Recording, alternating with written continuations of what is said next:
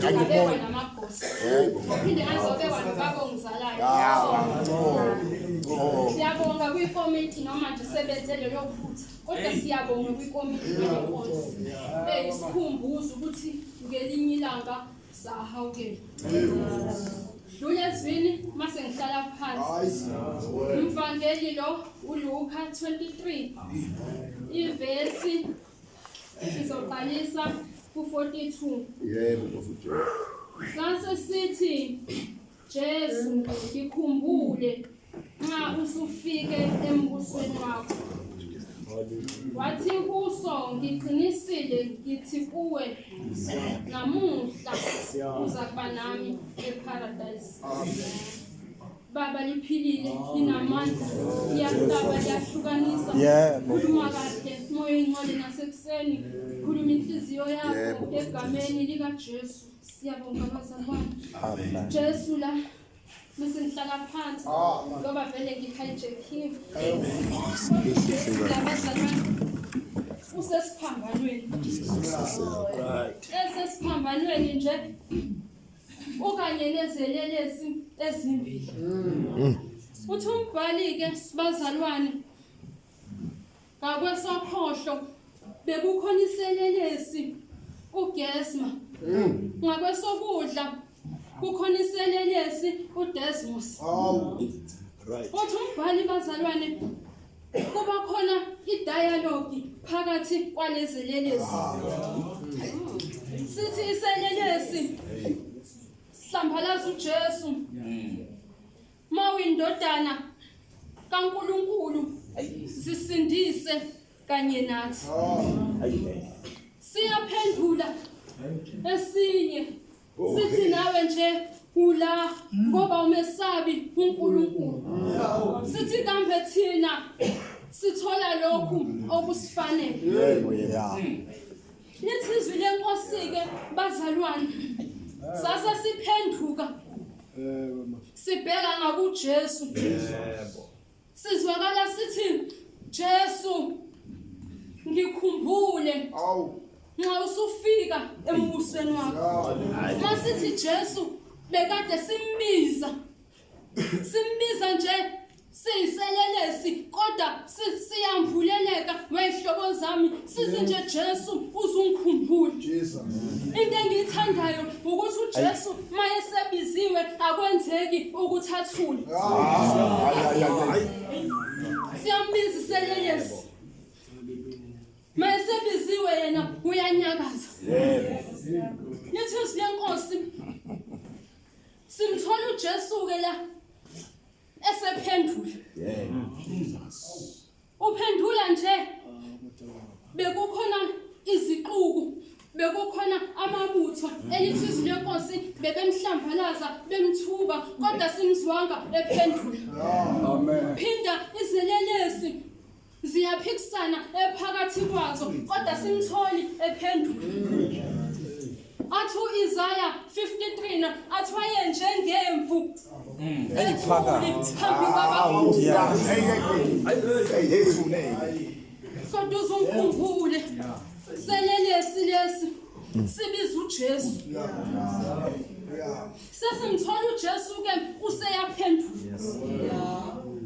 Uthi ngiqinisile namhlanje ngiza kuba nawe eparadise. Amen. Athi umbhali mayechaza nale paradise athi bekuyindawo ebihlala abanqobi, bekuyindawo ebinokuthula. Iselelesi siyamvuleleka sikhona esiphambanweni ukuthi nangu umphathi weyihluthulelo zeParadise kanye neyihluthulelo zeParadise. Ingakho bazalwane iselelesi sithatha ithuba sibiza uJesu. Ngoba nje Yebo. ukuze sizongena eParadise kwabiza ukuba siqale sidlule kuJesu. Mayesebiziwe uJesu useyasiqinisekisa. Yebo. Usinikeza iassurance. Yes. Uthi ngoba wena ke Yes. Usungibizile futhi wena usuphendukile ngiyakunika ke iauthority yokuyongena eparadise. Yebo. Hayibo. Siyambuleleka iselelesi usenethuba.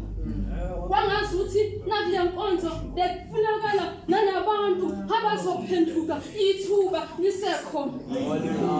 Ngoba bazalwane asisazi nanesikhathi esisisalele. Athobhala kahle athi ngisho imihla yowesifazane athi imifishane ithi imfishane igcwele ukuyalusa. Kodwa namhlanje Jesu lo bazalwane uyasiqinisekisa. Yebo. Akabheki asitholi uJesu edileya ebheka nangaleselelesi ebheka nanemuva laso kodwa uthi namhlanje. Ngoba uJesu lo bazalwane nangelinye ilanga uthi umbhali uke uDavide waphinga nomka Uriya. Uthi umbhali bazalwane wayisola uDavide mayeyisola uyambiza njengoba namhlanje wayihlobo zami mayembiza ngoba phela lo Jesu uyezwa uyamuzwa uDavide esemzwile akabuyele emuva ayobheka nanazolo kaDavide ngoba ngizokhumbula bebazalwane ukuthi uDavide ekhuleni kwakhe ube ngumshayi wogugu ethempelini athi umbhali ube nanesiphithiphithi abesidala ethempelini kodwa mayesembiza namhlanje ngizokuba nawe. Bheka nje bheka imishini kaJesu bheka imishini kaJesu mayezodala uqolo phakathi komuntu noNkulunkulu. Yingakho manje eqala ekhuluma esiphambanweni ethi baba ethi bathethelele. Singithola uJesu uqobo lwakhe ophakathi kwazo izelelesi. Athobhala kahle athi munye umlamleli phakathi komuntu noNkulunkulu umuntu uKristu Jesu. Kodwa namhlanje ke ngizakuba nawe eparadise. Bheka implani bazalwane bheka implani kaJesu mayesesiphambanweni bekuzogcwalisa umbhalo ukuthi impela wabafela bonke akakhetha balalamntu wafela nabayizoni benziwe isoni engasoni wayifihla ngisho ihlazo lethu kwangazuthi ubefundisa nanebandla nalesikhathi ukuthi ihlazo lomzalwane liyafihlwa aphumele ezweni. Ayiphumeli ngaphandle ihlazo lomzalwane. Ngasibheka indoda engunoma athi umbhali-ke yaliphuza nanewayini athi mayeyicacisa kahle uthi yabisiyadakwa yalala nqunu etenteni. Kodwa ngiyabheka indodana kaNowa enguHamu iyangena iyamfica uyise udakiwe ulele nqunu. Isenkosi yaphumela ngaphandle kubafowabo yayobabiza ukuba bazobona ihlazo layise yahlekisa ngokuze bayise eyithi senkosi amadodana kaNowa angena esehlehlela abafunanga ukubona umnqumisi uthi umbhali ayegada ngisho indongo emahlombe ayifihla ihlazo layise. Ngoba liyafihla ihlazo bebazalwane liyafihla ihlazo lomzalwane alimaphumela ezweni ngoba basezweni bamile balindile. Ngayibizwa inkosikazi engu-Elizabeth ithi impela emhleni eyangipheka ngayo inkosi yasiphuza ihlazo lami ngoba liyafihla ihlazo ngoba liyafihla ihlazo asingababulali abazalwane. Umfana onguMefibhosheth uthi umbhali uke wahlala nasetafuleni athi umbhali iyandlala nanendwangu yetafula ethi mayisindlelwe iyafihla nanehlazo likaMefibhosheth yokunkqubela wahlala wafaneleka ngambheka uJesu esesiphambanweni ezofihla nelethi ihlazo. Kodwa namhlanje ngizokuba nawe Jesu lo qinisekisa iselelesi elithi silenkosi selelesi saye uJesu sambiza siyiselelesi nje siya kuJesu ngoba enkosini awubuyi abalungileyo bodwa.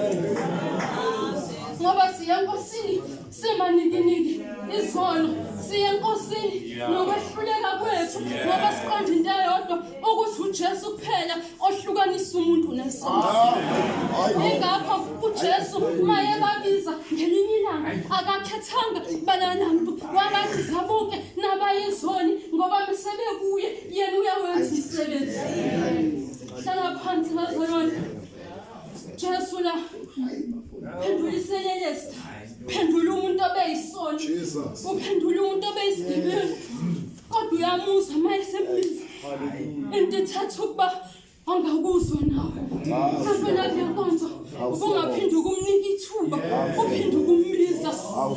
Angikhathali usuwone kangakanani, kodwa namhlanje usangaya enkosini, usangaya enkosini. Ngike ngambona abazalwane isoni esinguSamsoni. Uthi umbhali uSamsoni uke wacamela ngisho emathangeni kaDilayila waqedane lahlahla izulu kuye. Kodwa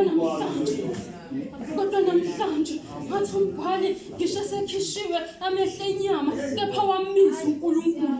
Futhi uNkulunkulu wamenzela umusa elithi silenkosi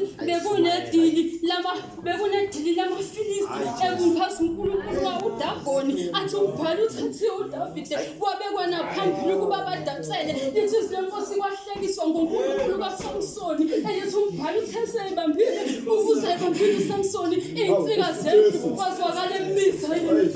Wona kade sonina kwazwakala embiza. Kube kanye iqinisi elithi silenkosi zabonakala isekelo zenhliziyo maqedane yawo elithi silenkosi akhuluma noyedwa umfilisti. Kodwa namhlanje ngizakuba nawe eparadise Nkosi yomusa.